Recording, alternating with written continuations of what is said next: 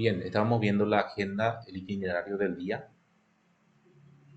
La agenda, saludo inicial, presentación de una diapositiva inicial, previo al desarrollo. Lectura del itinerario de clases, tenía que ser antes. Bueno, desarrollo de la unidad 5, realización de trabajos sobre la unidad. Esto no se va a hacer, o sea, a partir de hoy ya no hay trabajos. Esto va a quitar de ahí. Realización, socialización, esto sí, socialización un poquitito de los trabajos anteriores también. Y cierre. Bueno, actividades, socialización sincrónica de las producciones hechas, ¿verdad? De lo que presentaron. Vamos a ver un poquitito. Estuve viendo, en realidad, ya estuve viendo. Viene otra persona, Gloria Ledesma. Bueno, después tenemos la aclaración de algunas dudas que puedan surgir con respecto a la actividad final. Y es todo. Eso ya con respecto al tiempo que tenemos sobra porque ya no tenemos actividad de proceso, como le llaman en el colegio, ¿verdad? Nada más ya nos abocamos a la actividad final, que es la monografía más la defensa. Si hay alguna duda, si hay alguna dificultad, si hay algo en que podemos apoyar, o si alguien quiere presentar su trabajo, o sea, mostrar su trabajo, puede hacerlo sin ningún problema. Hoy y la próxima semana también. Bien, esa es la agenda del día. Por ahí si surge algo, no hay ningún problema, podemos incluir y vamos a tratar un poco de esos temas.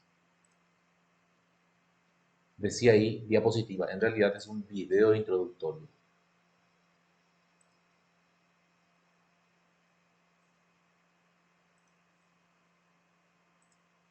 Bueno, no, sí, no sé si se escucha, seguramente se escucha, sí, seguramente se escucha.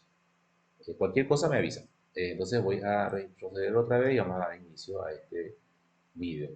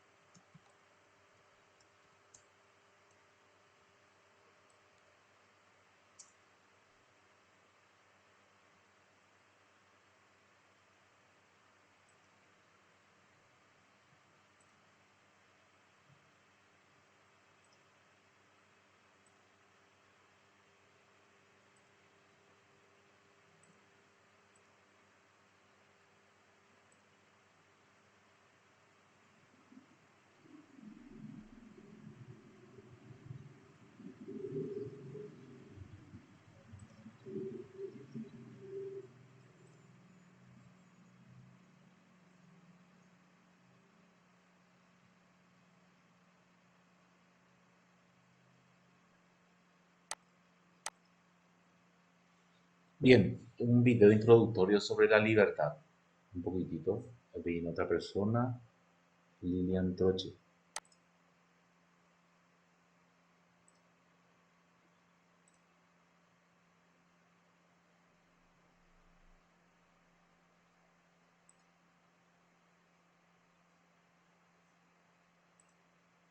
Sí, es como que quedó trabado en el video. Bueno, voy a ver un poquitito aquí.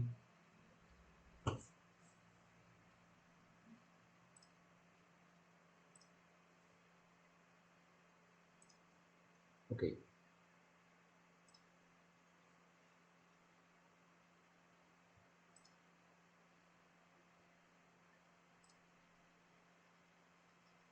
el texto de la clase que ya estuve mostrando, extraje justamente el tema a desarrollarse. Aquí está el texto in extenso de todo lo desarrollado hoy. Que por cierto es breve, ¿eh? Muy breve. O al menos yo extraje lo más importante, lo que consideré más importante. Miren, ustedes tocan un tema y podemos ahondar en ese tema. Me dicen, profesor, este tema es muy importante o algo y entonces podemos ahondar sin problemas sobre el tema. Es, por supuesto, del filósofo Carlos Valverde. Sí. Su obra completa también está en la bibliografía básica del módulo.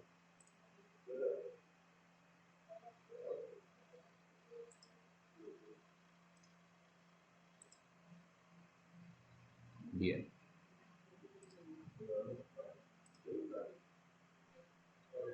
Quería ver un poquitito los trabajitos presentados en los esquemas, por cierto, ¿verdad? Y veo cuatro trabajos presentados y todavía no corregí, obviamente, ¿verdad? Pero enseguida voy a puntuar fácilmente, ¿verdad? Porque vamos a revisar, aprovechando, dicho sea de paso. César, no hay que hablar fuerte, ¿sí? Bueno, estuve viendo muy lindos trabajos, por cierto, acorde, ¿verdad? A lo que se ha exigido o solicitado, sugerido. Hoy en día ya no estamos más en época de exigir. Recuerdo cuando hice la maestría en el 2001, hace, bueno, hace poco más de 20 años. En esa época sí era exigencia, decía luego debe, decía debes hacer y haces. ¿No? Y no era nada abierto para sugerencias. Me hace acordar un tanto con la doctora Bernal, Celsa Bernal, recuerdo llevábamos varias materias con ella y una de ellas era currículum y recuerdo que un día así nomás nos agarró un examen sorpresa. Bueno, este examen se llama la licuadora. Uf, vaya que nos licuó. Qué bárbaro. Este, creo que formamos grupos de cuatro y nos tiró un examen así. Y entre los cuatro, así, con lo que sabíamos, con lo poco que sabíamos, sin la tecnología adecuada, obviamente, ¿verdad? Nos licuó literalmente. Pero recuerdo que ese examen no valió al final, porque seguramente no le gustó. Fue un desastre. Bueno, son partes y gajes del oficio, ¿verdad? Antes las maestrías eran muy exigentes, le exprimía a uno. Tenía que tomar sí o sí un suplemento vitamínico para el cerebro a la par de la maestría, porque era muy exigente era el nivel. Bueno, hoy en día ya bajó ese nivel, ¿verdad? Y va enfocándose más a lo que se merece realmente, ¿verdad? Que debe ser la formación. Bien, seguimos. Este es el trabajo entonces de un grupo, veo que es de un grupo, y creo que dos personas alzaron el mismo trabajo, cosa que corresponde, no hay ningún problema. Si no alza también, porque yo para el puntaje voy a basarme aquí en la lista de los que entregaron. Ahí está. Bien, este grupo eligió la imaginación y se desarrolla así un poquitito brevemente. Adolfo Amarilla, sí, buen día.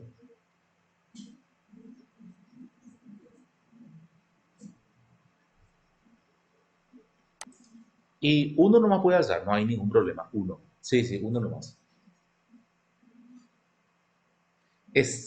Con los integra, exactamente eso que decís, ¿verdad? Es fundamental. Ah, perdón, no estoy mostrando. Perdón. Ahí está. Ahí está. Sí, yo estaba mostrando lo otro. Estaba viendo y leyendo ya, pero todavía no me estaba mostrando. Sí, cierto lo que decís. Entonces, aquí con los integrantes ya me basta. Y hubo también trabajos individuales, no hay ningún problema. Eso ya depende, ¿verdad?, de cada persona. Bueno, listo. La imaginación. Aquí vemos cómo se va desglosando, dicho sea de paso, este tema. Se va explicando otra vez. La imaginación puede definirse, aquí está la definición, y también aquí está como un modo de ejemplo. Sí. Se puede definir la imaginación como la potencia sensitiva interna. Mira lo que es. Sensitivo pero interno. Y si uno se imagina y trata de emular los sentidos físicos con el intelecto, con la mente, con la razón. Pero más con el intelecto sería, porque lo racional pues no acepta.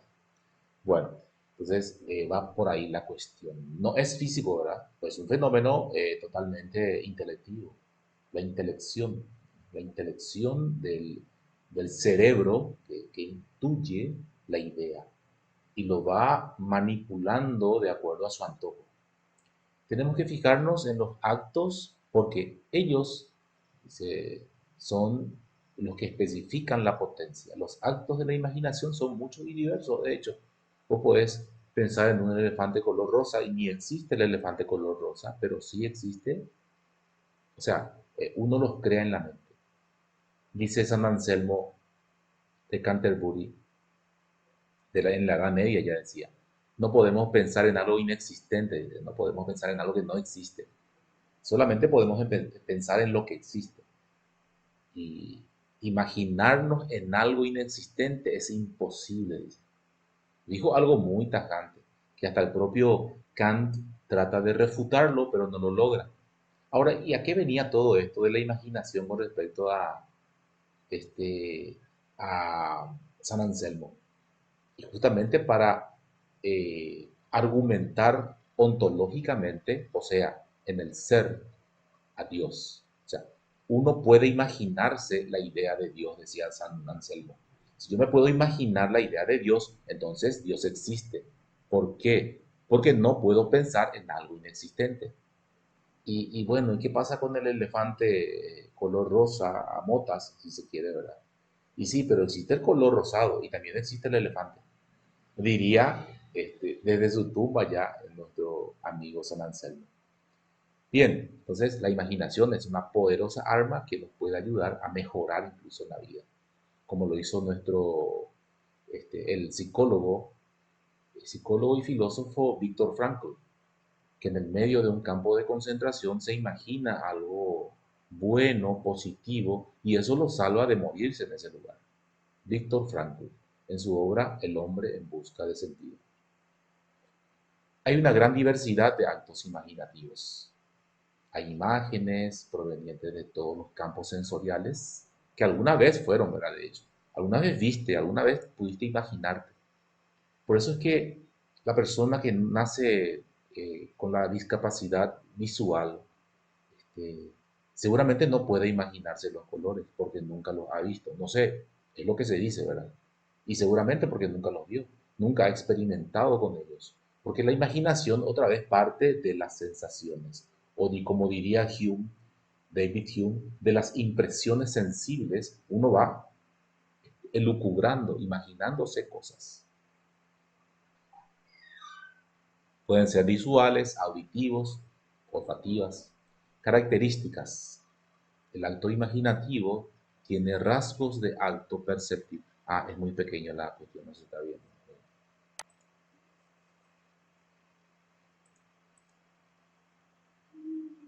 Ahí está. Sí, ahí se ve.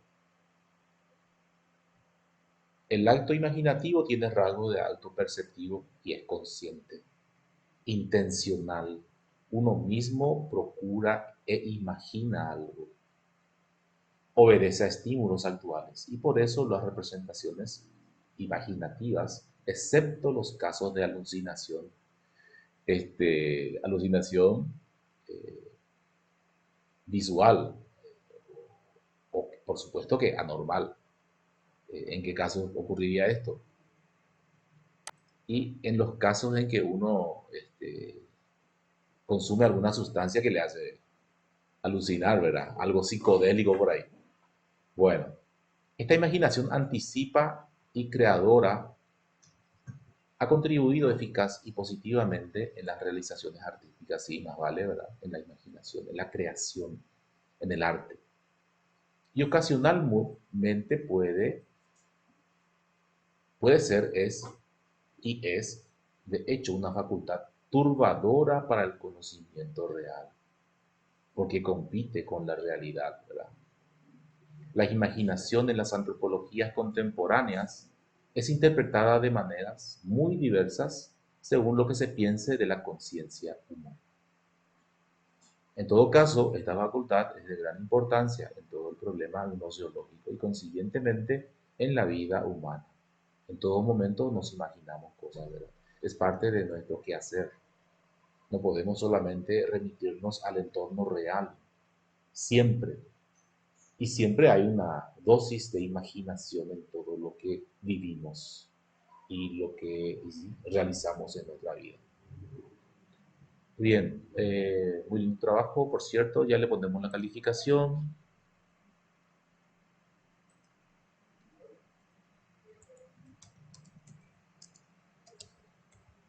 El grupo, por cierto, ¿verdad? Bien, correcto, correcto. El segundo trabajo, y disculpen, yo creo que dije que iba a mostrar un poquitito, pero no es tipo, tenés que entregar sí o sí. No, dijimos que hasta el último día tenemos tiempo para hacerlo. Sí, eso dijimos. No se sientan mal los que no entregaron, en ese sentido, ¿verdad?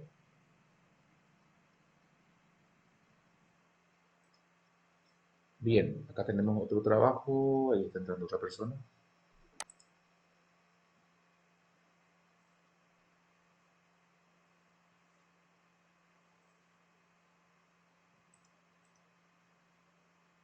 Sí, este también es un grupo. Sí, sí, sí, muy lindo trabajo. Este sí es muy esquemático. No digo que lo otro estaba mal, no. Depende. Los esquemas dependen de la intención. Los esquemas dependen también de la perspectiva del trabajo y de la persona misma. Por eso es muy interesante, o son muy interesantes los esquemas y los tipos de esquema que existen hoy en día. La imaginación también, ¿verdad?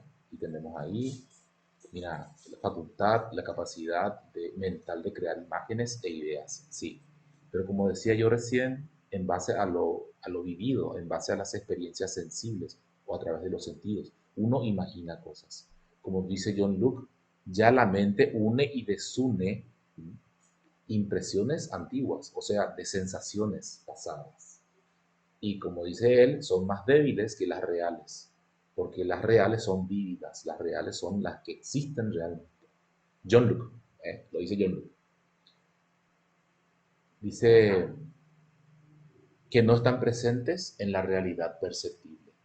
Es como que usamos un emulador, le llaman en informática, ¿verdad? Un emulador que trata de imitar la realidad. Por ejemplo, en una Linux, utilizar una herramienta virtual para este, alojar otro sistema operativo, pero así de forma emulada, no real, no real. Bueno, más o menos así. Es la capacidad de formar representaciones mentales de cosas que no existen o que aún no han sucedido. La imaginación nos brinda la capacidad de pensar más allá de lo que está presente en nuestro entorno inmediato y nos permite ser creativos, resolver problemas y comprender el mundo de formas diversas. Capaz que eso que yo estoy viendo directamente sea un sesgo de los sentidos, o sea, que no está comprendiendo bien. Y de repente nomás uno intuye e imagina algo que después se convierte en que era verdadero. De hecho, que la verdad muchas veces ronda entre la imaginación y la realidad. Uno se imagina de repente algo y ese algo que se imagina había sido que era lo real. Y eso que estaba percibiendo directamente era nada más que un engaño de los sentidos, como dice Descartes. Bien, diversidad de actos imaginativos, de crear historias, de una visualización creativa, una visión de un arquitecto, tal vez, un ingeniero, juego imaginativo, arte y expresión creativa, por sobre todo, y pensamiento especulativo. Y ahí entra la filosofía. Ahí entra la filosofía, entra la religión, entran los mitos, cuestiones, ¿verdad?, que también complementan el aspecto imaginativo o especulativo del ser humano, que todos tenemos, de hecho. Bien, después dice características del acto imaginativo, tiene la creatividad, la flexibilidad, libertad de asociación de ideas, la sensorialidad siempre se basa en los sentidos, en algo ya percibido por los sentidos. La espontaneidad, la inclusión de elementos emocionales, muy bien, y la exploración de nuevas posibilidades. La creatividad en la contribución positiva de la creatividad y la originalidad de por sí, la expresión personal, la expresión, la empatía y comprensión de lo que el otro imagina. Cuando uno ve una obra de arte, ¿verdad?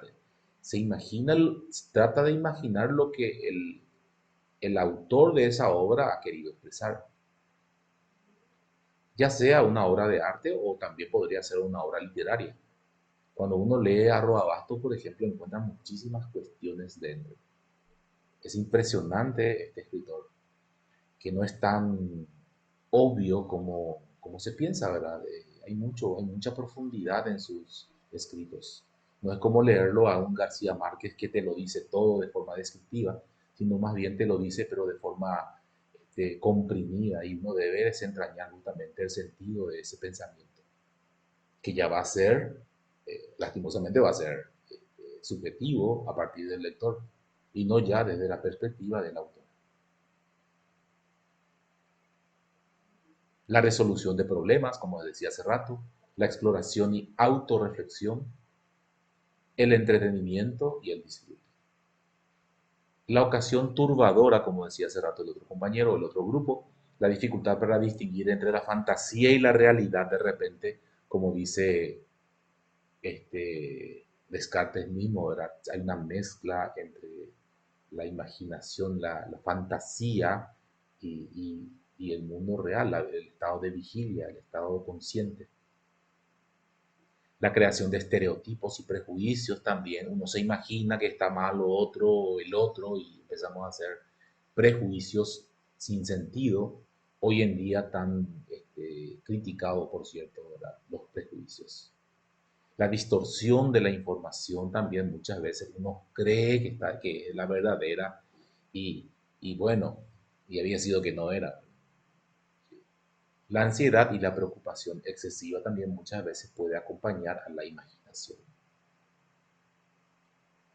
Y aquí sale otro, dice la antropología contemporánea, hay una imaginación simbólica en todo momento, en todo tiempo en el ser humano, la construcción narrativa de algo en cuanto a, en la prehistoria, a través de la paleontología, o sea, de los objetos y fósiles hallados, tratar un poquitito de construir algo en base a eso, fuera de lo histórico.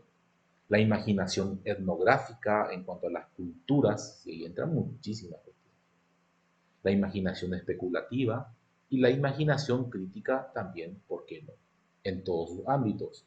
Ustedes acaban de dar epistemología y ahí no hay solamente racionalidad, también, o sea, también está harta de irracionalidad en todos sus enunciados o desde todas sus perspectivas. Aparentemente es muy racional, pero vemos que también tiene sus fisuras. Cuando una teoría comprende una realidad es bien racional y es bien objetiva. Pero cuando deja de hacerla, una teoría, cuando deja de comprender una realidad, ya se convierte en parte de lo subjetivo, ya no es más objetivo porque no responde a la realidad, y también se vuelve irracional. Eso lo vemos en distintos epistemólogos, ¿verdad?, como Popper. Bien, muy bien, este trabajo también, excelente trabajo. Se nota que trabajaron, o sea, se nota que hubo trabajo, hay ahí trabajo. Este,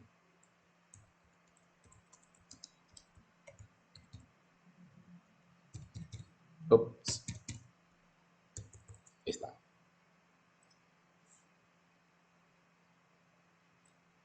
Bien, el siguiente trabajo, este creo que era del conocimiento. Sí, esto se desarrolló prácticamente vez pasada, es muy buen trabajo, sí, muy lindo trabajo, excelente trabajo. Voy ampliando, perdón, no se está viendo. Ahí. Sobre el conocimiento humano. Este es tipo mapa conceptual sería, ¿eh? Tipo mapa conceptual, sí, porque tiene nexos. El conocimiento humano es todo acto en el que una realidad se manifiesta intencionalmente. Recuerdan ese enfoque. O sea, el ser humano se proyecta al objeto, del cual obtiene una idea, que después de esa idea se puede volver verdad, ya dentro de esa relación entre el objeto y la idea que tengo del objeto para hacer una verdad. Nos manifiesta intencionalmente, directa o indirectamente, en su existencia y en su naturaleza reales. Ese objeto a conocer. Tiene tres niveles. Empezamos con el nivel sensible, o sea, los sentidos. Hasta aquí llegan los animales, un poquitito, ¿verdad?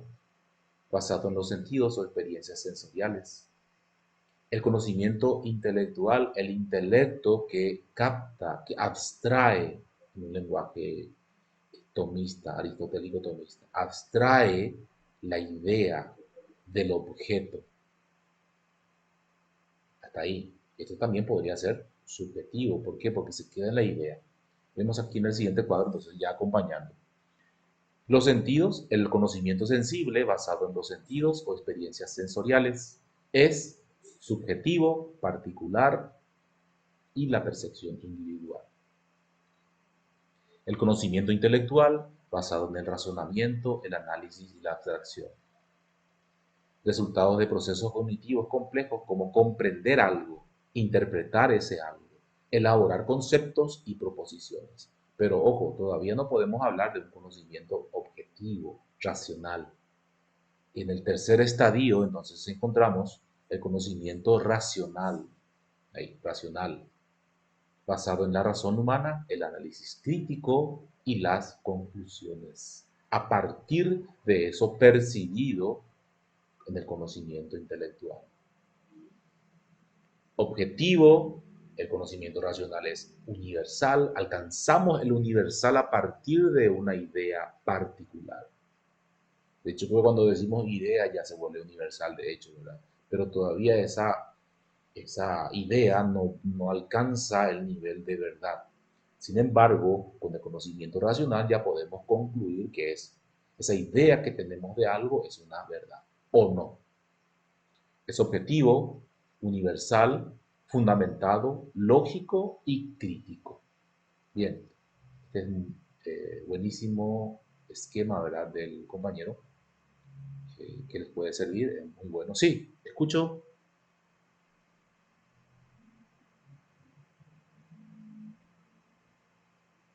Sí.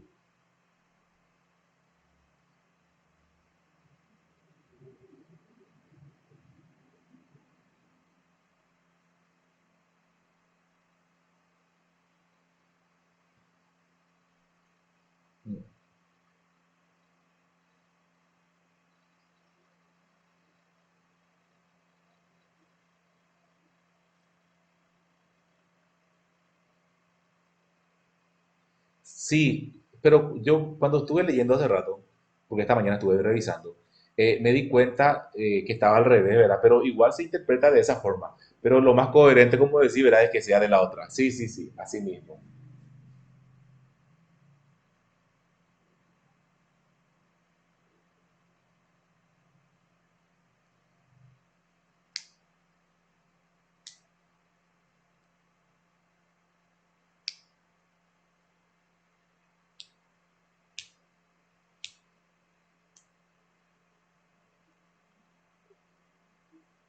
Entiendo, entiendo. No hay ningún problema. Puedes dejarlo así incluso, ¿verdad? Está excelente el trabajo. Nada más como vos decís, cambio. Menos mal que lo de abajo se mantuvo. Eso fue bueno. Se mantuvo lo de abajo. Sí, sí.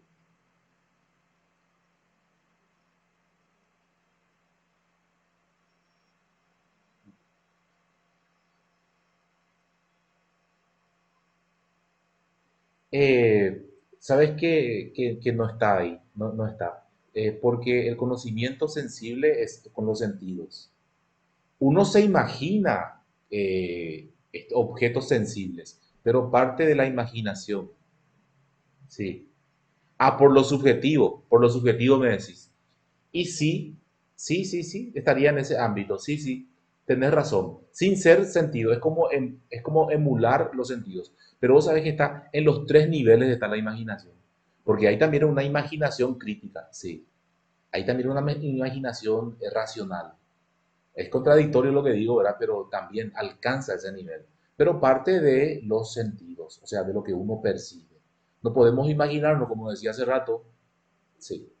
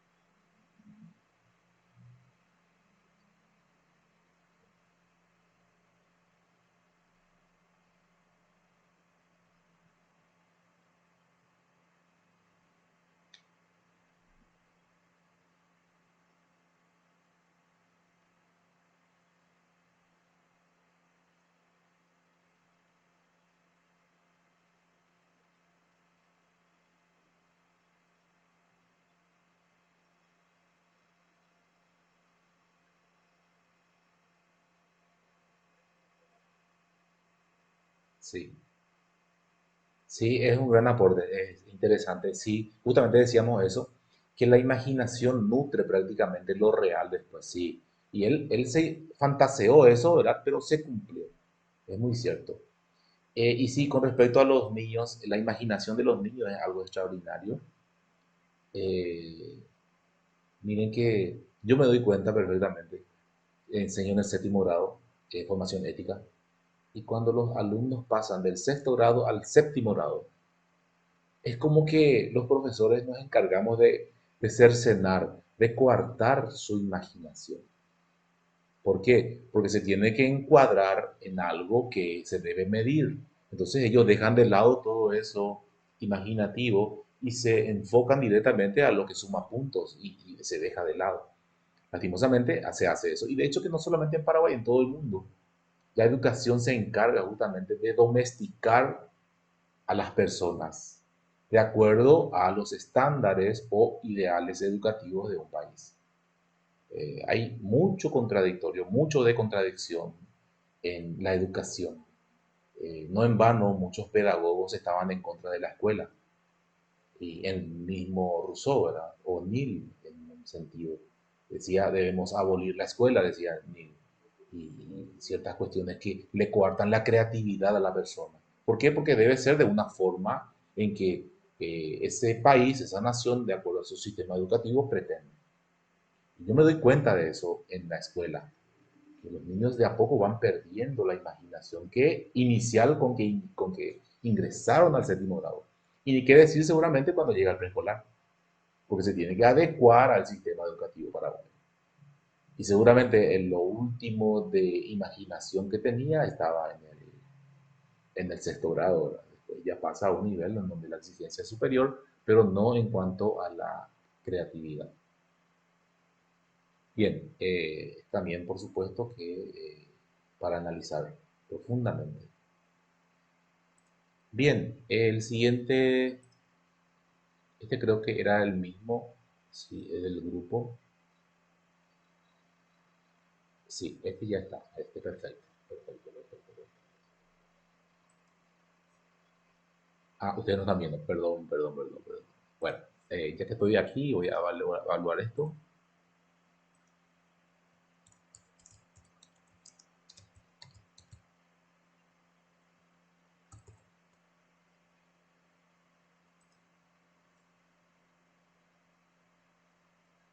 no se muestra. Bueno, y el siguiente trabajo es este.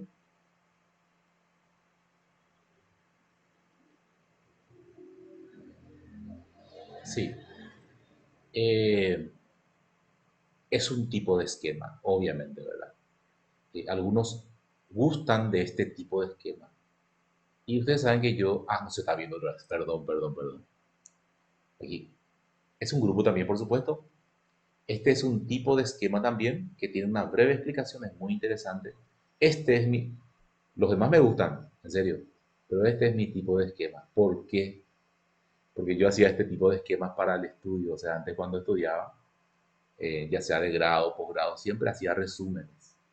Y este era mi estilo de resumen. Cuando leía los materiales, resumía, entonces estudiaba después, o sea, estudiaba al hacer el resumen o el esquema, al hacer. Después nada más repasaba. Y qué sé yo, muy útil este tipo de esquema en serio. A pesar de que muchos dirán que no es un esquema, pero en realidad es un esquema. Miren, ahí está todo, bien clarito, bien clarito. El conocimiento humano también, la definición del conocimiento humano, es otra definición, ¿verdad? El compañero dio otra. El conocimiento sensible, esto ya en cuanto al conocimiento sensible, imaginación, ya, eso es lo que se va a desarrollar. A la información adquirida, ahí ingresa una persona. El conocimiento sensible se refiere a la información que adquirimos a través de nuestros sentidos y experiencias sensoriales. Características, los sentidos como fuente de conocimiento. Esto que está aquí está resumido en el esquema del compañero que acabé de mostrar. En serio, está muy bien, ambos están muy bien. Y cada uno de acuerdo al tipo de aprendizaje también, por supuesto. Los esquemas se hacen para estudiar, no hay de otra, o para enseñar. Más, yo digo, para el aprendizaje de uno. Entonces uno cuando ve el esquema ya va a repasar nomás lo que resume. Porque un esquema es un resumen de todo lo que uno ha desarrollado, por cierto. Bien. Los sentidos como fuente de conocimiento, irrefutable. Ahí le vemos a David Hume. David Hume dice, no podemos saber si existen, pero no existe una impresión sensible de los valores o de Dios. No decimos que no existen o no existan estas entidades, pero dice, no, pero impresiones sensibles no tenemos. Y mucho menos como Dios como causa del mundo, dice Hume. Que después viene Kant y nos dice lo mismo. Los noumenos, dice Kant. Los noumenos, lo nouménico, lo que no se puede conocer por medio de la razón. ¿Por qué? Porque no existen impresiones sensibles de esas entidades. Y nos enfatiza otra vez ahí diciendo de que no existan precisamente, solamente que no pueden ser conocidos por la razón o la ciencia. Los sentidos como fuente de conocimiento, la percepción y representación de la realidad, la percepción que ya es la captación de la idea, dice Kant, las intuiciones fenoménicas, dice Kant, se intuye el fenómeno a partir de lo dado, y uno ya se hace una idea de ello. Ahí es donde surge el conocimiento para Kant, que es la representación de la realidad. El concepto tomista, aristotélico tomista, también dice, es la captación eh, es la captación de la idea o del concepto a partir de un objeto, dice. Captación, captar, intuir el objeto. Y ese es el concepto y es el conocimiento, por ende. Limitaciones y sesgos del conocimiento, también conocimiento sensible, los sentidos no pueden engañar, ahí puede haber posibles errores. El conocimiento intelectual, en donde ya se entiende, se interpreta, el intelecto ya interpreta lo que ve, lo que percibe, y ya va elucubrando cosas. Ya casi se vuelve racional. Y después tenemos el conocimiento racional, como ya veíamos también, que ya es crítico, el pensamiento crítico ya ronda en este ámbito. Incluso en la educación se hace una distinción entre el tipo de conocimiento, el conocimiento racional y crítico. También está el método científico. Bien, también este trabajo, ¿verdad? Excelente trabajo.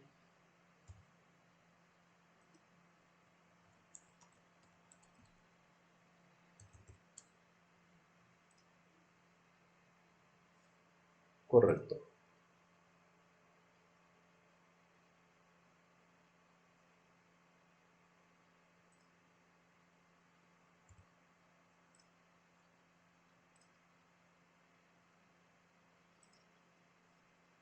Después les voy, distribuyo los puntajes a los demás también, de acuerdo a la lista, o mejor, a los integrantes de cada grupo. Bien, clase de hoy. Unidad 5, ya vimos el video introductorio. Hoy el tema es la voluntad y la libertad humana. Eh, Hice un esquema de la clase, hablando de esquemas, de todo lo desarrollado en la diapositiva, por cierto, y la diapositiva de la clase. Traté de hacerla lo más sencillo y breve posible. Y ya voy a mostrar.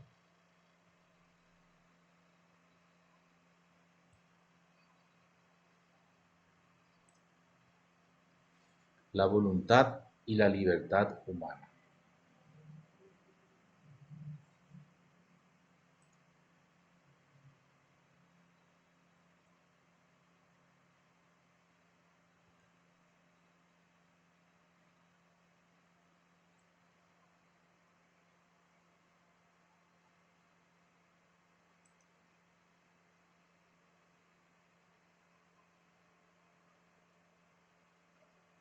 Bien, aquí, para no ser bien así tipo machista, ¿verdad? Directamente ya le puse a una mujer ahí, porque me dio a elegir. Al crear esta imagen, ¿verdad? Me dio a elegir y le puse ya allí de entrada. Pero también habrán varones, no hay problema en eso. Pero empezamos luego ya con la mujer, para que no diga, el profesor, mira, el varón ya otra vez. Cuando decimos hombre, hablamos de varón y mujer, sabemos eso, ¿verdad? No es varón nomás. Bueno, la libertad y la voluntad humana.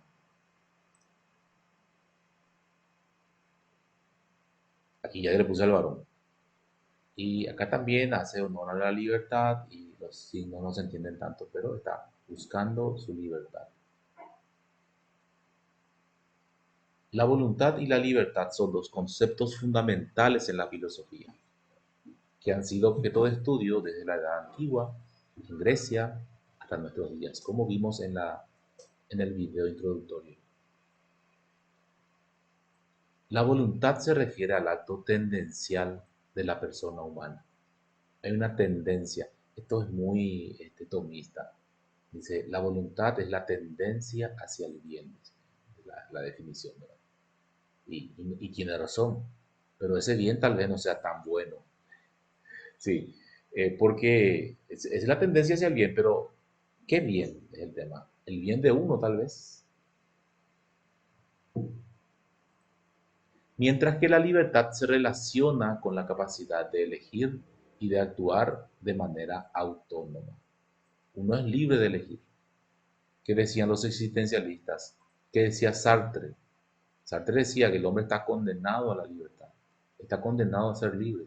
¿Por qué? Porque no le resta otra cuestión más que su libertad. El hombre nace sin esencia, decía. O sea, ¿qué es el hombre? No sabemos, porque cada uno va a elegir qué ser. Tiene mucho que ver con su ser, el querer ser. Y eso va a depender también, por supuesto, que de la libertad.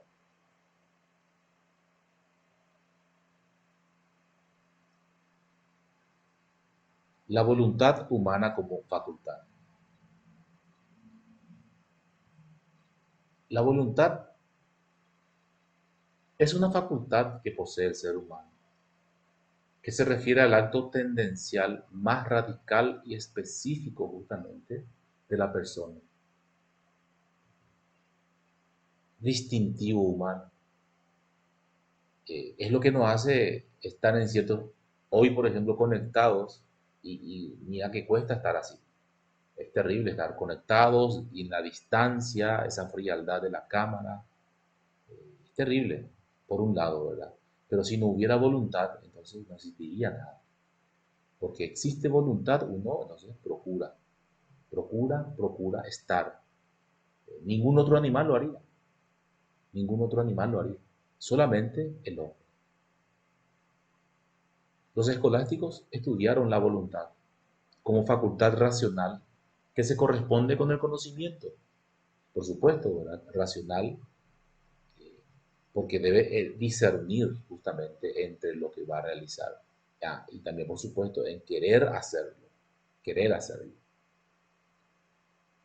Existe también una correspondencia entre el conocimiento y la voluntad que estábamos analizando recién, ya que la voluntad tiende hacia aquello que el conocimiento considera como bueno. Siempre tendemos hacia lo bueno. Ahora, qué bueno no sabemos.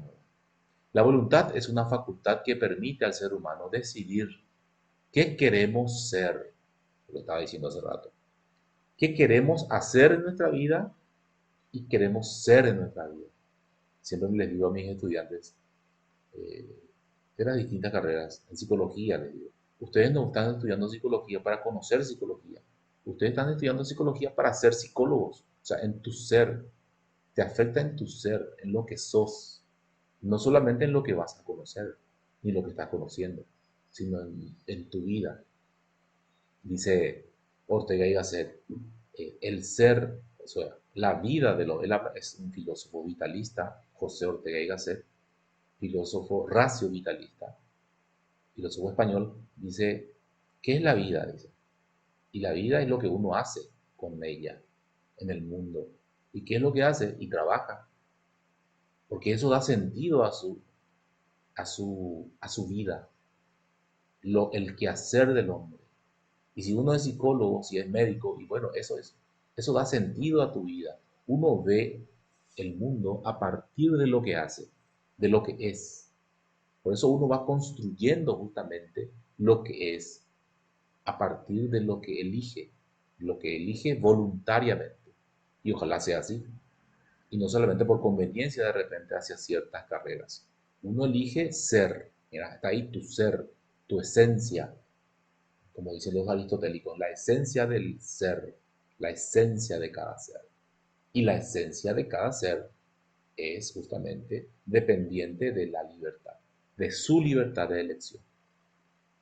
Estaba también en el video introductorio el pensamiento agustiniano. Él habla del libre albedrío, o sea, la libertad de la voluntad.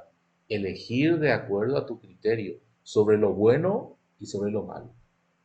Muy por el contrario de lo que decía Sócrates. El hombre siempre va a elegir el bien, dice Sócrates.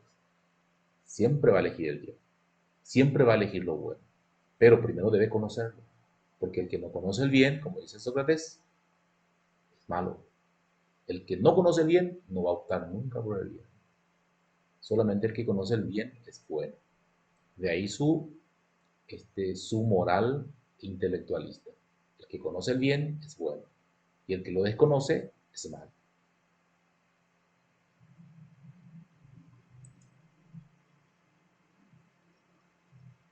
El objeto de la voluntad. El objeto formal de la voluntad.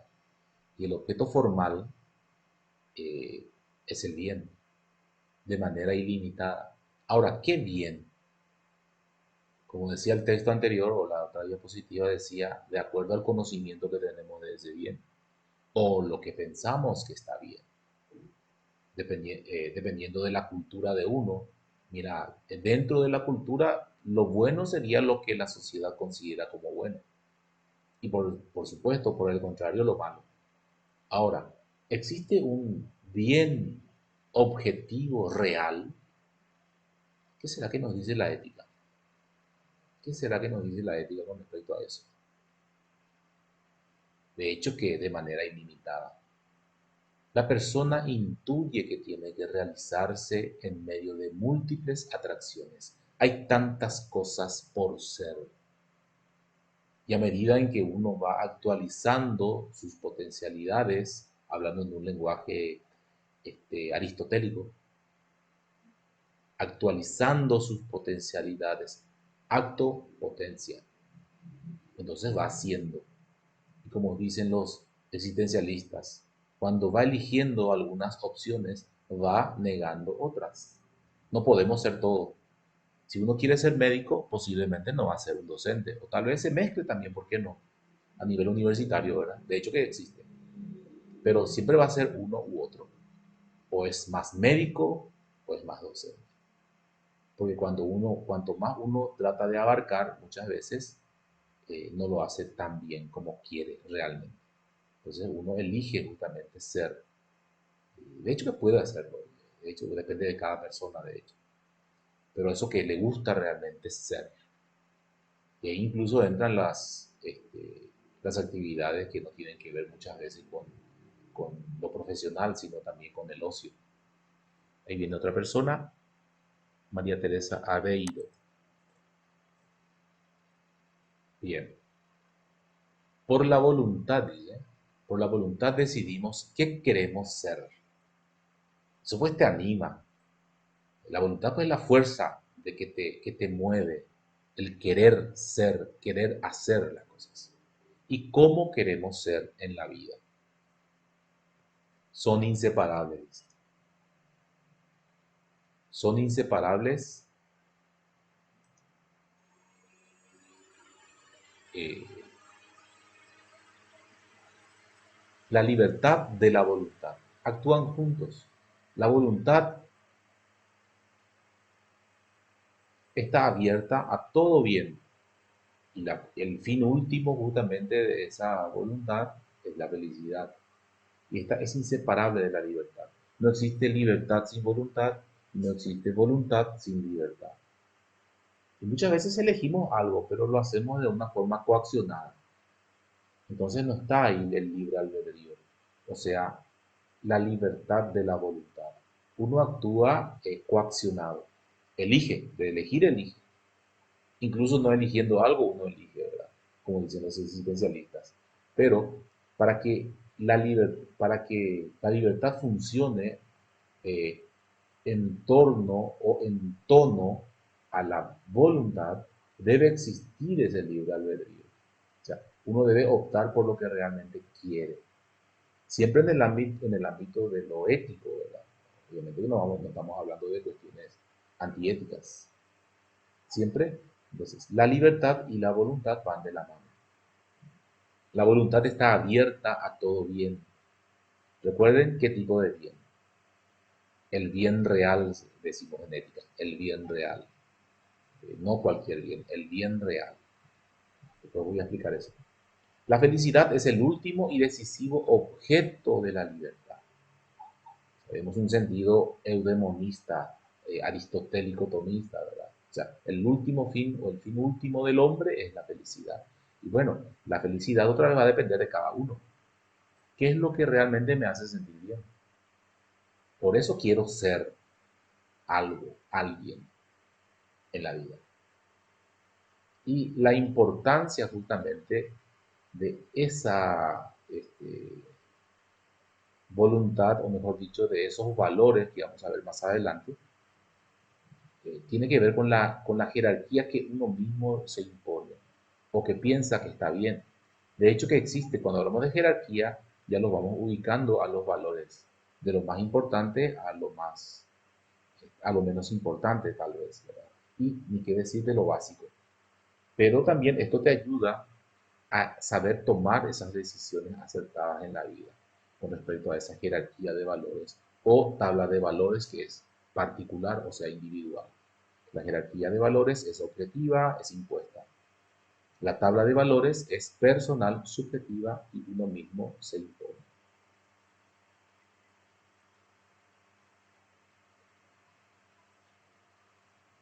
Los valores, justamente. Y el hombre es el centro, el lugar y el fin de los valores. Es hecho por él, para él, sin lugar a dudas. La ética es personalista. Los valores tienen su importancia justamente en torno al ser humano. De hecho, que por eso mismo, el principio fundamental de la ética es justamente la vida del hombre. O sea, lo más importante para la ética es la vida del ser humano. Y todos los valores tienden a él. Recién yo hablaba de los bienes reales. Y justamente los bienes reales son los bienes que están acorde al ser humano, en concordancia o en coherencia al ser humano. Todo lo que esté en contra de la vida del ser humano es malo. Y todo lo que esté a favor es bueno. Y hay cuestiones fundamentales en ello. Por eso viene la jerarquía justamente. Hay cuestiones fundamentales, la vida. Primero la vida del ser humano. Y esto es lo que se le está enseñando a las inteligencias artificiales, ¿verdad? Para que no contradigan este principio. Justamente escuché un comentario vez pasada, salió en el diario. Según un robot, dice, la inteligencia artificial no es ningún riesgo para el ser humano. Salía creo que la semana pasada, sí, en una noticia. Un robot afirmó que la inteligencia artificial no es ninguna amenaza para el ser humano. Guarda Terminator. Y puede ser, no sabemos. Bueno, más que cosas son cualidades valiosas, cosas. Hacen valiosas las cosas, pero también esas cualidades. Hay realidades que siempre son valores objetivos para la persona, de eso que hablaba yo. Todo lo que está a favor del ser humano es bueno y lo que no es malo. No hay de otra. Para la ética personalista, aclaro, no digo para una ética teológica, porque para la ética teológica justamente va a ser más importante el ser supremo, ¿verdad? Pero no estamos en ese ámbito en este momento. La bipolaridad axiológica, o sea, existen valores positivos y negativos. ¿Y cómo se mide eso? Ya les aclaré. Y el bien real también les dije, todos los bienes reales están a favor del ser humano. Y se le agrega un plus más. Los bienes reales son buenos para uno, o sea, para el individuo y para los demás. Ahí es como que trascienden un poquitito otra vez esos valores personalistas. No solamente son valores para uno, tipo egoístas, sino también para todo ser humano, para todo ser humano. Lo que hace bien, lo que me hace bien a mí, solamente para mí, no es tan bueno. Es bueno, en cierta medida, pero va a ser mejor si eso que yo elegí también colabora con los demás. La alteridad. Tener en cuenta al otro. ¿Cómo los percibimos? Justamente, la percepción de los valores es subjetiva. De hecho, que los valores son objetivos dentro de un contexto social y cultural.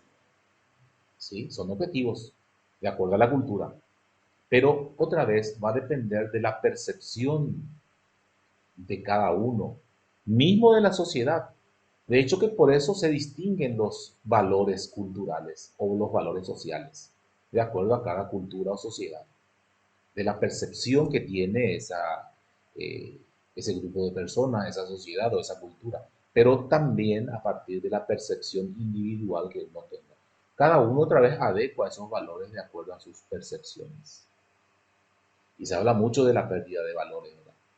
Es lo que más se critica hoy en día. Y otra vez voy a hacer mención a el filósofo español José Ortega y Gasset, que ya trataba estos temas de la pérdida de valores. Lo llamaba de otra forma. Él hablaba de las generaciones y la comprensión de las mismas. Una sociedad que no comprende su generación, su realidad temporal o en el tiempo, justamente va a carecer siempre de esos, entre comillas, valores.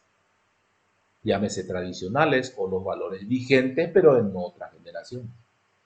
En otras palabras, los valores tienen sentido pleno en cada generación y siempre hay cambios. De hecho, que hay cuestiones que se mantienen, pero hay otras que no, que cambian y que esos cambios no son precisamente buenos o malos, sino que son cambios a los cuales uno debe adaptarse. Y eso no quiere decir precisamente aceptar ciertas cuestiones aberrantes en la sociedad actual, no, sino comprenderlas nada más, en un ámbito de respeto. De hecho que esto que estoy diciendo no es definitivo, esto está en discusión hoy en día, ¿verdad? Y ustedes seguramente ya se están dando cuenta a qué me estoy refiriendo. Bien, eh, no son homogéneos, justamente hablábamos de esto. No terminé de explicar el tema de la percepción. La percepción de los valores es subjetiva, como estaba diciendo, y depende de cada persona y de su contexto. Los valores no son homogéneos, no son todos iguales, como decía hace rato, sino que hay una jerarquía de valores. Los valores están jerarquizados, jerarquizados. Algunos valores son más importantes que otros. Por ejemplo, que te roben no es tan importante como tu vida, por ejemplo, ¿verdad? O sea, ahí hay algo mucho más importante que en un momento este, de una acción temperamental uno reacciona y pierde la vida. Eso es lo que pasa más, ¿verdad? Entonces, es difícil reflexionar sobre un acto así tan fuerte.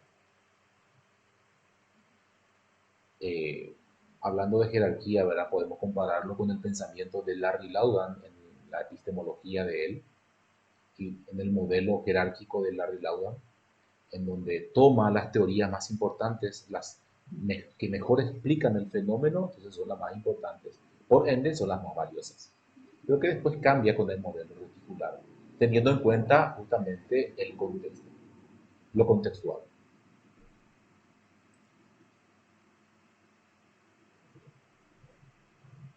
La libertad humana. La libertad es uno de los problemas tratados más importantes de la antropología filosófica, y sí, y más aún para los existencialistas, ¿verdad? En cuanto a problema. Recuerden que problema, la palabra problema suena mal, ¿verdad? Problema me mete. No, problema es un tema de estudio. En el ámbito de las ciencias y la filosofía, el problema no es un problema, es un tema de estudio. O sea, uno de los temas de estudio más importantes de la antropología filosófica es justamente la libertad humana. La libertad, el significado de la palabra, se refiere a la capacidad de elegir y de actuar de manera autónoma. De más elegir, lleva. Aguantado, pues, ¿no? La elegía, pues. Bueno, sí, ojalá sea así, o sea, elegir con total libertad. El libre albedrío, la libertad de la voluntad. La libertad físico-psicológica, la libertad física, la libertad psicológica. ¿Cuál es la más poderosa? De hecho, que la más real es la física, pero la psicológica es tan amplia, para no decir infinita, ¿verdad? La libertad psicológica. Uno está encerrado, pero puede imaginarse estar libre. Lo que hizo Víctor Frankl, ¿verdad? Estando preso, estando en los campos de concentración en Auschwitz, él tiene una libertad psicológica terrible que le lleva a salvar su vida, justamente. Y justamente lo narra y lo explica en su obra El hombre en busca de sentido. Convicción universal. Existe una convicción universal sobre la importancia de la libertad humana, aunque algunos filósofos justamente niegan esa sistematicidad o esa realidad de la verdad. En otras palabras, niegan la existencia de la libertad. A la negación de la libertad se le denomina determinismo. Los deterministas son los filósofos que niegan la verdad, mejor dicho, niegan la libertad humana. Por ejemplo, le tenemos a Spinoza, niega la libertad humana, dice que Dios es el que se está manifestando y está actuando, y no el hombre. El hombre es nada más este, es un aspecto de Dios en donde se va realizando Dios mismo, ¿verdad? Y no existe libertad. Lo mismo pasa con Hegel, en donde habla de libertad, pero existe otra vez eh, por dentro algo que mueve al ser humano y lo va determinando de una forma radical. La historia de la humanidad es la manifestación o evolución de Dios, del absoluto, en la humanidad. La humanidad toda que se va desarrollando. Y ahí no existe libertad, ¿por qué? Porque es un determinismo eterno, el eterno retorno en Hegel, el eterno retorno en Heráclito, el eterno retorno también en Nietzsche, que hoy vamos a hablar un poquitito de él, por cierto. Entonces, dependiendo del sistema filosófico, ¿verdad? O se niega o se acepta la libertad. En el ámbito antropológico se habla de condicionamientos. ¿Y qué son los condicionamientos? Son cuestiones que más o menos limitan la libertad, pero no la coartan. Ejemplo, la gravedad. No podemos vivir sin gravedad, pero estamos condicionados por la gravedad. No se habla de determinado, ¿por qué? Porque el determinismo niega la libertad. El determinismo es la negación de la libertad. Entonces, condiciona la libertad humana, pero no la coarta, no la cercena, no la suprime, no la niega. El tiempo también, por supuesto, el tiempo es una condición, es un condicionamiento humano o un condicionamiento de la realidad para el ser humano.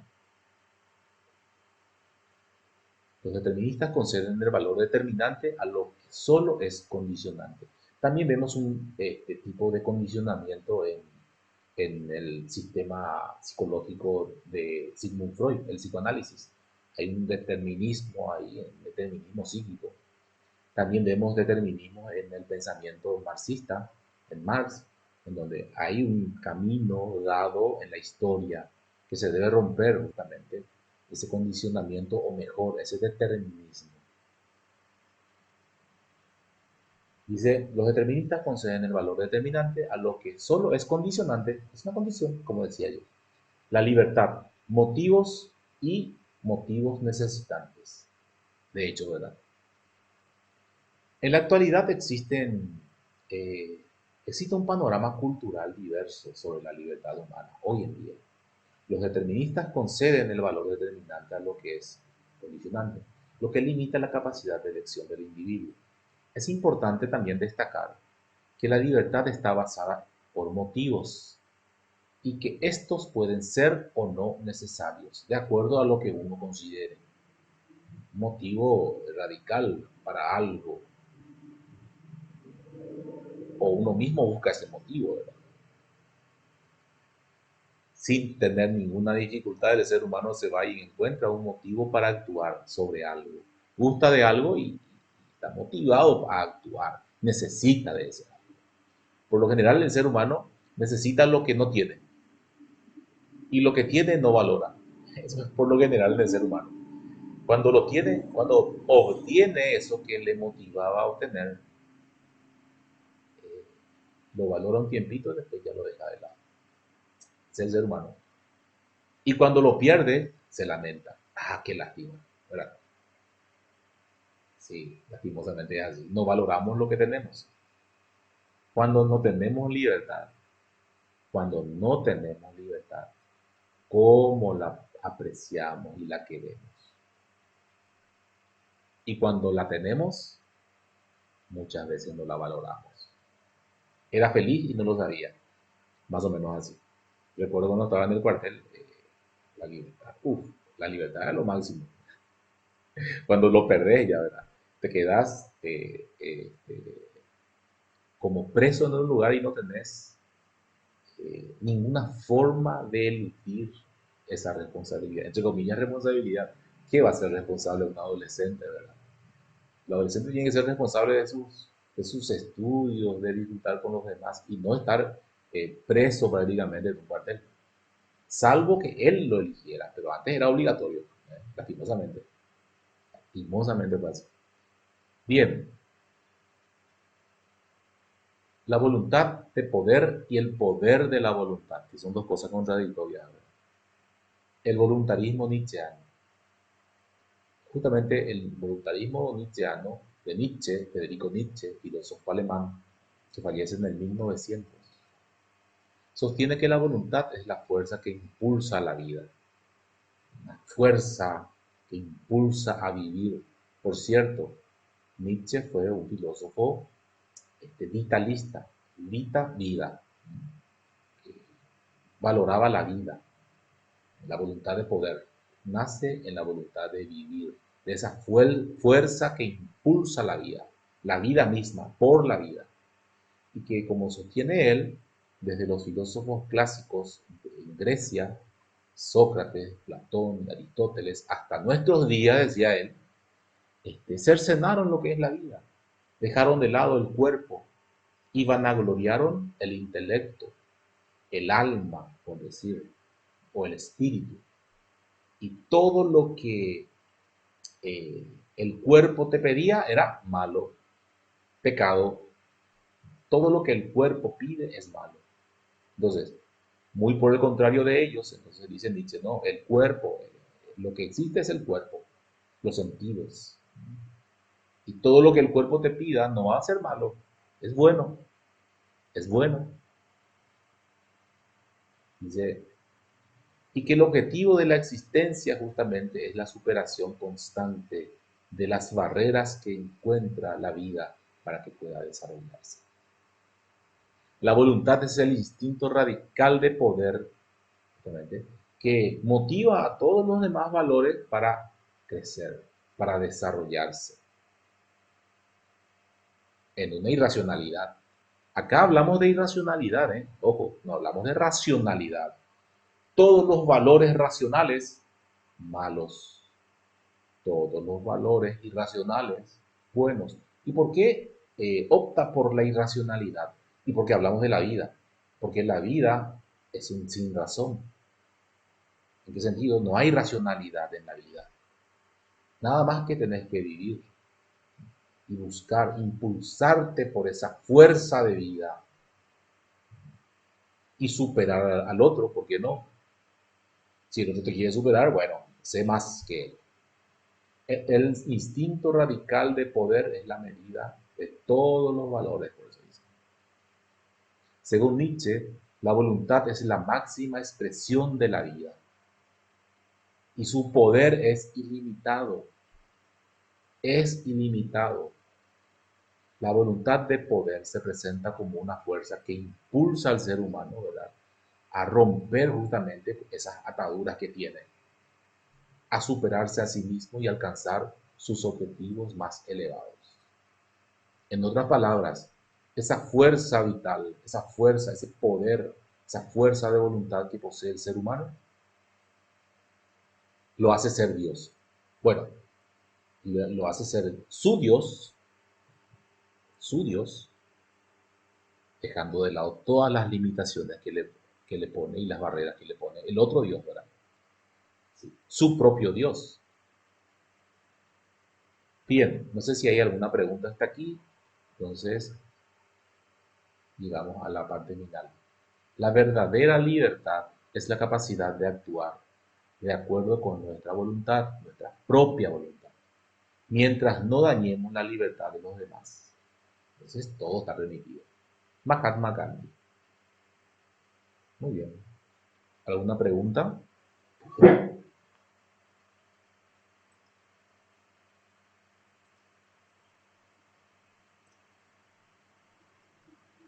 Sí,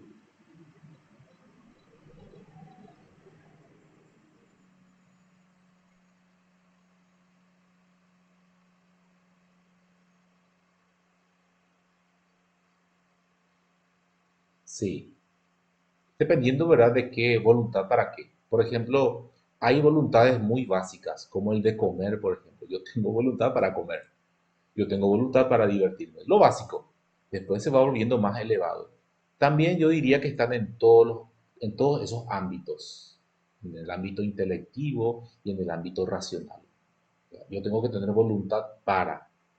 Y por supuesto que cuanto más se eleva la voluntad en el ser humano, ¿verdad?, en sus elecciones, es más terrible. O sea, tenés que tener una fuerza grandiosa de voluntad para ciertas cosas muy elevadas, de hecho.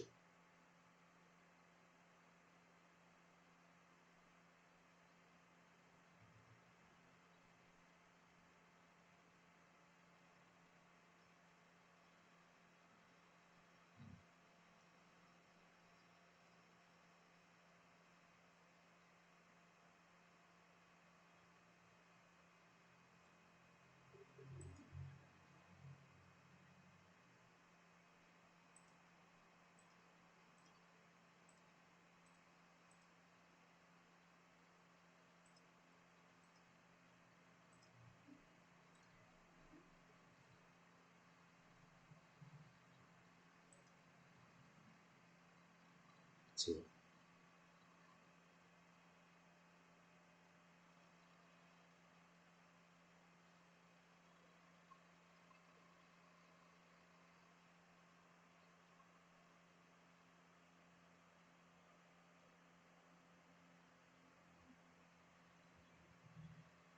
sí, así mismo. Y mira, falta un replanteamiento total en nuestra educación en ese sentido. Estamos muy mal. ¿Cuál fue la frase que usó esta persona que ultimó a la directora? No sé dónde fue, creo que fue en la zona de Guairá, no recuerdo bien. Eh, no recuerdo exactamente la frase, pero estuvieron repitiendo por ahí, eh, como decía la frase, ya, a ver, como que ya nada más luego vale la pena hoy en día.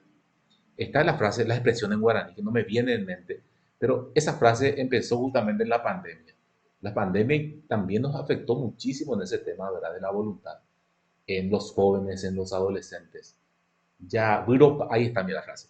Viro pama oingo, hey. Eso dice que dijo, no sé. Viro pama oingo, bueno, ya. Si ya no importa más luego nada, tipo la pandemia. Llamando un mata más o menos. Esa frase nació lastimosamente en la pandemia, o por lo menos se fortaleció, porque yo escuché muchísimo eso en los jóvenes. Profesor, ya viro pama oingo, hey. Me hace acordar nomás de los trabajos que enviaban por WhatsApp, así todo. Sí, era una cara azul, era una cara azul.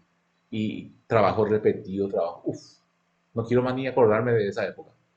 Pero hay tanta falta de voluntad de todos, lo vamos a decir, los autores. Tampoco le echemos toda la culpa a los adolescentes. Todos, lastimosamente, estuvimos en esa situación. Y bueno, era lo que se pudo hacer en ese momento. Hoy en día quedan resquicios. Yo mismo digo que ese hecho de lo que le pasó a la directora fue fruto de ese pensamiento de Duro Pamaoí, ya no interesa más luego nada. Llamando un si total llamando un batamaoí, más o menos. Una expresión que se decía medio de broma y en serio, pero que también en ciertas situaciones te lo planteaban. Los alumnos te cuestionaban y te decían, profesor, a mí profesor, el duro pamaoí, ya hago un duro pamaoí, profesor, va a pillar. Amará piojó la escuela va a llevar. Sí, es así. Y bueno, falta un replanteamiento con respecto a profundizar un poquitito de estos temas en los colegios porque, y las escuelas incluso, ¿verdad? Porque hace una falta de voluntad en las elecciones, ¿verdad? Que uno hace en la vida. Yo justamente enseño en un octavo y noveno grados, en donde planteo ya las decisiones que se tienen que tomar. Y uno que otro entiende, bueno, de hecho que todos entienden, pero no le dan la importancia lastimosamente a estos temas. Y las elecciones, esto que yo decía en cuanto al ser, las elecciones que toma desde el noveno, desde el primero de la media ya, tienen que ver con su ser. ¿Por qué? Porque ¿qué es lo que yo quiero ser? ¿Qué tipo de bachillerato tengo que elegir para mi ser? No es para otro, es para mi ser. Entonces, esos planteamientos hacen que debieran de tomar en serio, ¿verdad? Pero falta mucho, o sea, falta, falta ciertas cuestiones, ciertos replanteamientos que se tengan que hacer este, a nivel del ministerio, ¿verdad? Para la educación paraguaya. Yo veo de esa forma.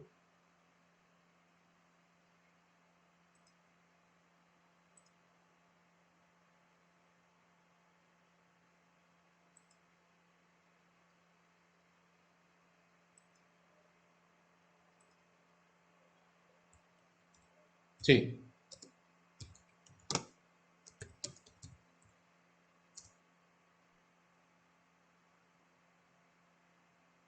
Sí.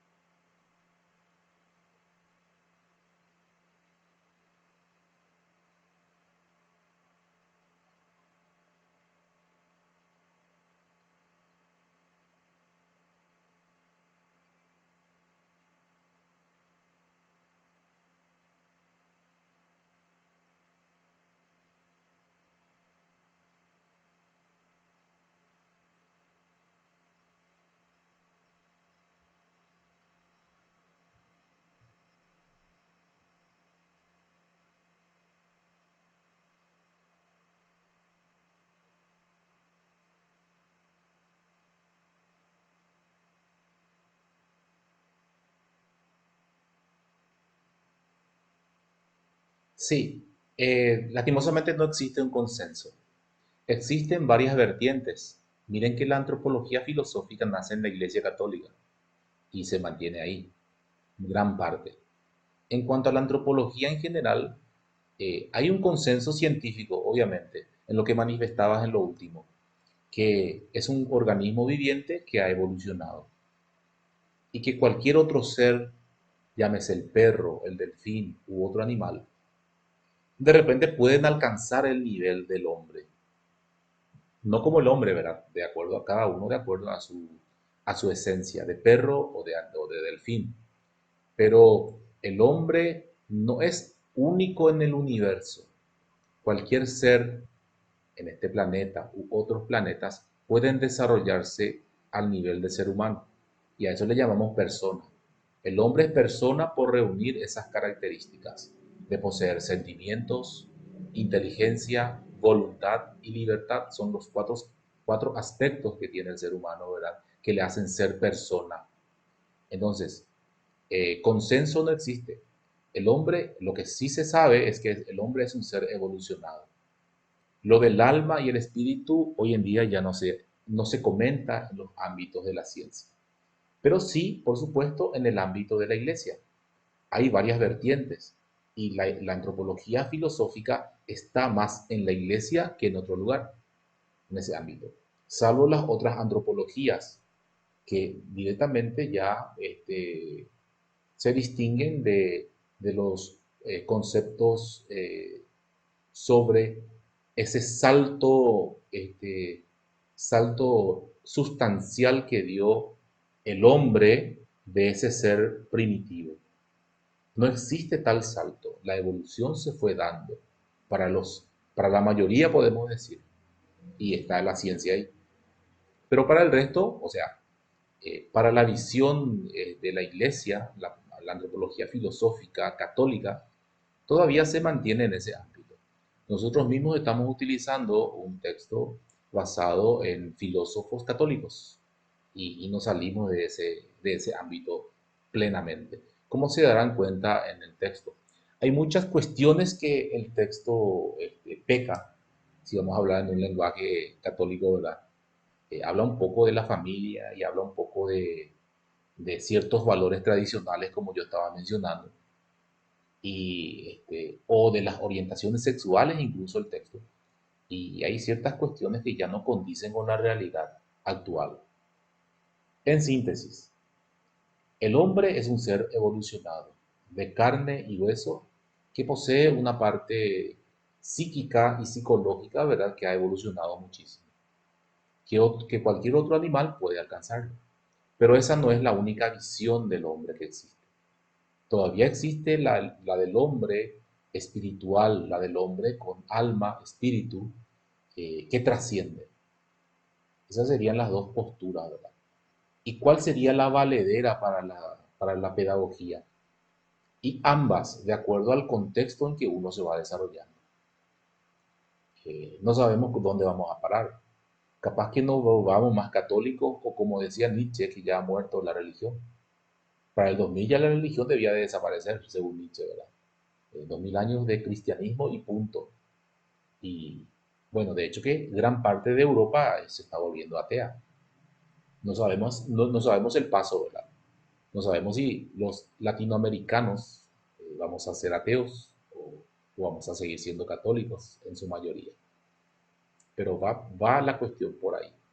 Estos fenómenos que suscitan, yo creo que lo último, por supuesto, ¿verdad?, fue terrible, lamentable, pero lastimosamente son hechos que van ocurriendo en estos tiempos. Son hechos que condicen, sí, con las perspectivas contemporáneas y más nuestra realidad. Y está llegando, y esto se va a recrudecer seguramente, lastimosamente, pero es nuestra realidad la que nos toca vivir y debemos hallar las respuestas, las soluciones justamente para esos problemas. No solamente en ámbitos de la delincuencia, sino también en ámbitos pedagógicos, que es lo más importante en esta cuestión. Y sí, para la pedagogía existe una sola salida: la elaboración de teorías pedagógicas que comprendan el contexto escolar. Esa es la solución. Las teorías que aplicamos en nuestra educación son teorías de otras realidades. Las teorías deben ser contextuales, como dice Larry Laudan. Las teorías deben comprender el contexto, nuestro contexto. Y por lo que vemos, las teorías implementadas no condicen mucho con nuestra realidad. Eh, en la pedagogía pasamos por ello. De hecho, que en todos los ámbitos de la ciencia. Para la psicología, para la sociología y así en todos los ámbitos. Teorías que comprendan los contextos. Hoy la tendencia ya no es tanto investigaciones, en las ciencias sociales me refiero, investigaciones objetivas, investigaciones eh, este, cuantitativas. Las investigaciones hoy en día, y a sugerencia justamente de nuestra casa de estudios, es justamente realizar investigaciones este, cualitativas, investigaciones que sean los que interpreten la realidad, no tanto que ya que midan, sino que interpreten la realidad. Y lastimosamente eso es lo que menos se ve. Porque al interpretar los sentimientos, uno va a comprender y dimensionar más a estos. Es así. Las maestrías que se estuvieron dando tuvieron en su mayoría un tinte cuantitativo. Y las tesis que van saliendo y las tesis que vamos recibiendo en el posgrado son tesis cuantitativas. Poco o nada existe de medir, o mejor, interpretar los sentimientos, que es justamente el objetivo de esas investigaciones cualitativas. Para que para que hayan soluciones en los ámbitos pedagógicos, como estamos mencionando, hace falta más producción científica, o sea, elaboración de teorías que comprendan esas realidades. Ese es el camino. La antropología, por su parte, también, en todas sus vertientes: la antropología social, la antropología cultural y, por supuesto, la antropología filosófica. La antropología filosófica estaría para dar las pautas de con quién estamos tratando. ¿Con quién estamos tratando? Con el ser humano. ¿Qué es el ser humano? Eso es lo que siempre trata de responder la antropología filosófica. ¿Qué es esto que hoy en día llamamos ser humano? Y por supuesto que no existe una sola respuesta. ni tampoco existe un convencionalismo pleno. No. Depende otra vez del- de la perspectiva, ya sea religiosa, ya sea cientificista u otras. Lastimosamente esa es la respuesta.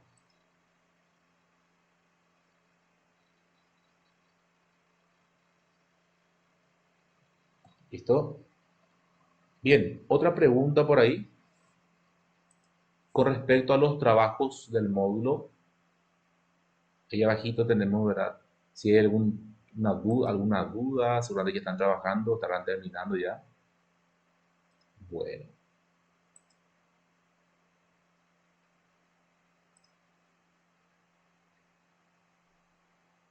bien, entonces dejo de grabar